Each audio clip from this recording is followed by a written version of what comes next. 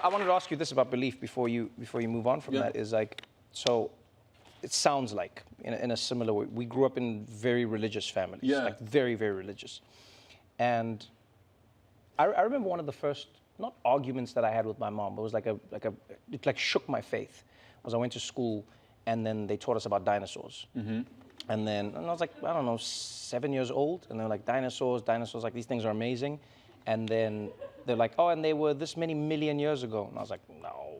That's not possible because Jesus was this age and the Bible's this age. That's not possible.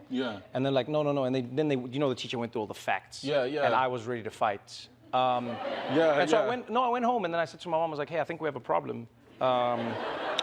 These people say there were things before, like, you see when God started the thing, they say there was stuff, and they have evidence, Mom. This shit is crazy. And I thought I was going to get an ass whipping, and she was actually really wonderful about it. She said to me, no, you see, when they say in the Bible, in the beginning, you assume that they're saying in the beginning of time. It's just in the beginning of a story. That's when a beginning is. It is in the beginning. And she said, that's how I read it, is I go, in the beginning. That is the story of mankind as I understand it. And what I found interesting was the way she navigated through religion that never made me feel like I was ostracized or kicked out of it for questioning the things. And I wondered what your relationship to religion has been since, this interaction with your mom. Okay, I'll try and keep it brief. I think because I'm gay, it forced me to and I'm taught a version of Christianity that doesn't accept that, right? So it forces me to I feel like an outsider because of that. So I've actually explored Christianity, I think, from the perspective of an outsider, which I think is beneficial. I think the core of the argument that I have with my mother, and mind you, I was raised religious, choir boy, grew up singing, like church Wednesday nights, Sundays, just always. My mother teaching me Bible verses, calling all of my friends in to read verses to them, that type of thing. So very deep connection with God my entire life. What I've learned, or what I believe I've learned, is a lot of what the Bible is speaking to you internally. I think so much of it is external. Like my mother, I believe, worships a man in the sky, right? And he has like this power to dictate good and evil, and that's what God is to her. And he sent his son, and he came down, and we know the story.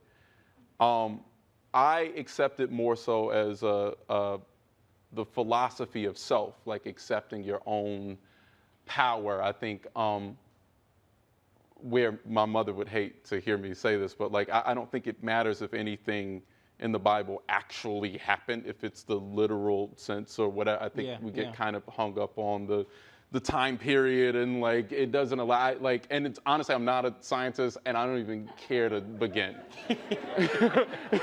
It's just like too much to dig up, and I'm like, they've had thousands of years to figure it out, and they haven't, and who am I? Like, I'm trying to finish a sandwich. But I think the philosophy of it stands, even if Christianity is just like a story that we've told ourselves over time. It's very, very important. And I think a lot of what Christ speaks to is like having your own. I think heaven and hell and these consequences are all internal. Like I think it describes the true emotional struggle that we all kind of go through, and it speaks to our own innate power and potential.